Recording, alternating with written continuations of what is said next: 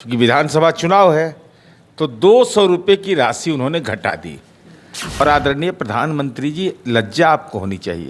राजनीतिक pain killer कि vote में जनता किल कर देगी हमको, हिंदू हिंदू करना है, हिंदू का हक मारना है।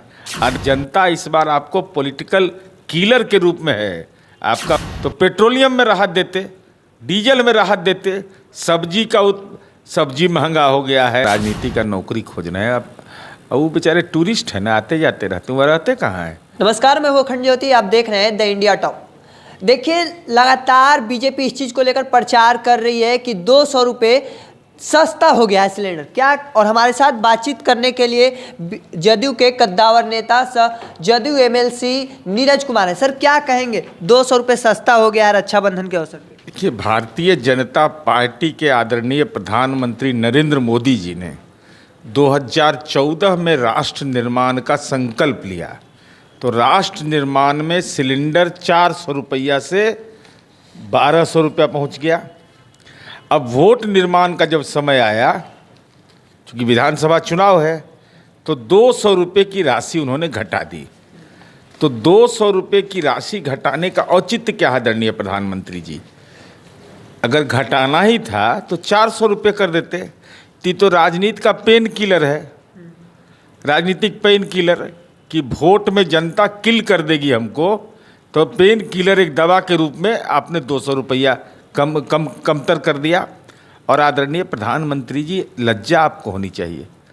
आपने रक्षाबंधन का तोहफा बताया, आपको यह स्मरण नहीं है कि बाल श्रम कानून देश के अंदर लागू है?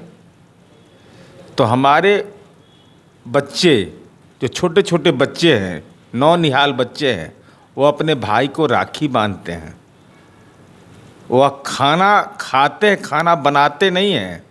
खाने बनाने वाली माताओं बहनों को तो पीड़ा मन में है कि आपके जैसा देश का प्रधानमंत्री है जो मणिपुर में बेटियों का निर्वस्त्रीकरण होते रहा और वह खामोश रहा। वो बहनें और माताएं तो आज उनके आँख के आंसू सूख गए हैं। आज आशा दिख रही होगी कि 2019 के चुनाव में नरेंद्र मोदी ने कहा कि पुलवामा में के सैनिक शहीद हो गए, भारत माँ के सपूत शहीद हो गए। लेकिन सतपाल मलिक जी ने खुलासा किया कि हेलीकॉप्टर की सुविधा नहीं मिलने से उस माँ का बेटा छीन लिया गया, उस बहन का भाई छीन लिया गया।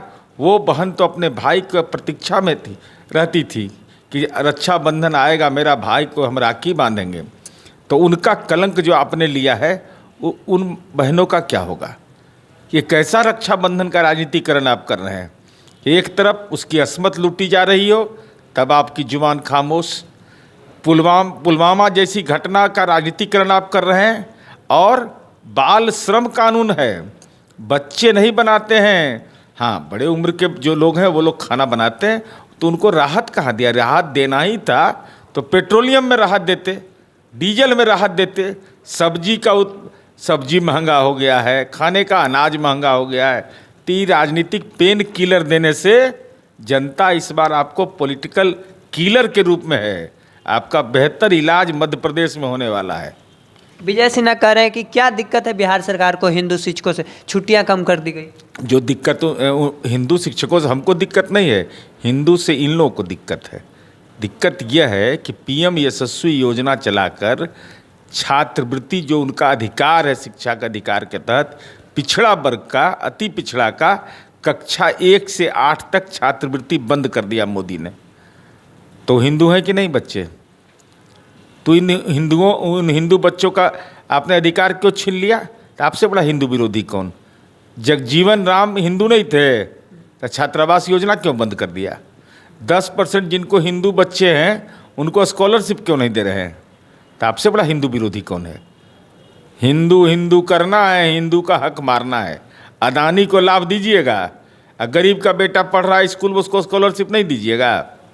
हिंदू शिक्षकों से का जो शिक्षा विभाग का जो मामला है, वह मोदी जी 2009 शिक्षा का अधिकार कानून, उसके तहत ये तय है कि प्राथमिक विद्यालय 200 दिन, मध्य विद्यालय 220 दिन चलेंगे। छुट्टी में कटौती की गई है। लेकिन कुछ एक ऐसे परंपरागत त्यौहार हैं जिस पर सरकार विचार करेगी। लेकिन जहाँ तक आप यह सवाल कहते हैं कि शरीयत कानून लागू हो जाएगा, हिंदू शिक्षकों का अपमान है, तो हम तो आपसे जानना चाहते हैं कि राष्ट्रीय राजमार्ग का विकास सिमरिया से लेकर के बेगूसराय में 13 हिंदू मंदिर गिरिराज सिंह तोड़े गए, माननीय नीतीश कुमार जी ने तो उनको बनवा दिया जिला प्रशासन को निर्देशित करके। आप उसमें शिला पूजन किए कि नहीं, नारियल फोड़े कि नहीं, वो हिंदुओं का मंदिर है कि नहीं? अब माननीय विजय सिन्हा जी, डरना किस बात का अब है? अरे बिहार में सरकार बनने वाली है नहीं, विपक्ष के नेता आप हैं ही, और ऐसे भी आपको सेकंड कैटेगरी में रखता है, क्योंकि तिरंगा का जो अपमान करेगा उसको जेड कैटेगरी मिला, आपको वाई कैटेगरी मिला। तो जब वाई कैटेगरी मिल ही गया, हिम्मत करके बोल दीजिए कि जो पिछड़े बच्चों का स्कॉलरशिप जो बंद हुआ है वह गलत है। इतना बोलने में क्या डरना है? सर, मुकेश सहनी लगातार संकल्प यात्रा पर हैं और उनको पर भाजपा दबाव बना रही है, हरीश सहनी को नेता प्रतिपक्ष बना। क्या लगता है कि मुकेश सहनी महागठबंधन में मतलब विपक्षी एकता में लाएंगे साथ आप? देखिए, अब ये विषय मेरा नहीं है, यह विषय कौन आएगा नहीं आएगा अलग विषय है। लेकिन हरीश सहनी जी को इसलिए नहीं बनाया गया कि हरीश सहनी जी हैं, चूँकि उच्च सदन के माननीय सम्राट चौधरी सदस्य हैं और उसको मोटे तौर पर आम धारणा की शिक्षा सदन है। तो जैसे ही खड़ा होते तो हम लोग बोलते ना भाई कि फर्जी डिग्रीधारी कहाँ ही पहुँच गए, तो ये फजीहत से बचने के लिए इनको बना दिया, और कोई बात नहीं है। सर, आखिरी सवाल है, चिराग पासवान लगातार हमलवार है नीतीश कुमार के ऊपर, कह रहे हैं कि जिसके प्रोविजन में ही नली नाला है वो नौकरी क्या देंगे युवाओं को? अब देखिए, उनके बारे में हम बोलना नहीं, वो अपना राजनीति का नौकरी खोजना है। अब वो बेचारे टूरिस्ट हैं ना, आते जाते रहते हैं, वह रहते कहाँ हैं? और उनका जनाधार बहुत बड़ा है। जनाधार है कि तारापुर में उपचुनाव हुआ ना, तो लोजपा ने जिसको उतारा वो नीचे से फर्स्ट कर गया, और ये अपने पिता का भी सम्मान नहीं रखते हैं। इनको घर से निकाल दिया था अमित शाह ने। दिल्ली के मकान से रामविलास जी की सब लोग इज्जत करते थे, कोई सरकार रहती थी मकान नहीं बदला जाता था, लेकिन इनका सामान फेंकवा दिया। अतः पर भी जय जय कर रहे हैं, तो जय जय करते रहिए, क्षय हो जाइएगा। तो देखिए, साफ कर दिया है कि कौन ज़्यादा बिहार सरकार या भाजपा, कौन बड़ा दुश्मन है हिंदुओं का, वो तो साफ सब कुछ दिख रहा है। हिंदुओं को किससे दिक्कत है या बीजेपी को किससे दिक्कत है, साफ कर दिया है। ऐसे ही तमाम खबरों को देखते रहने के लिए द इंडिया टॉप को सब्सक्राइब कर लीजिए, फेसबुक पर देख रहे हैं तो फॉलो कर लीजिए। धन्यवाद।